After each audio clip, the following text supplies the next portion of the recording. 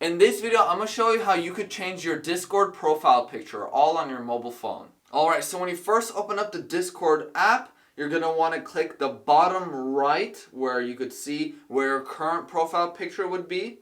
Click that. Now from here, you're going to want to click User Profile right here under your account. Go ahead and click that.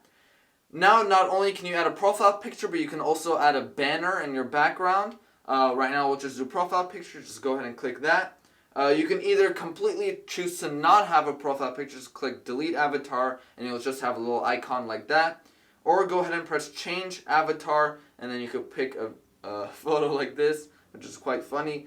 But then you have some options like spinning it around like this as much as you want. And then you could crop it as much as you want, move the photo. All that good stuff, just make it however you like, and then go ahead and you can press choose, and you're pretty much done. Press the top right where it says save, and you have saved your new profile picture.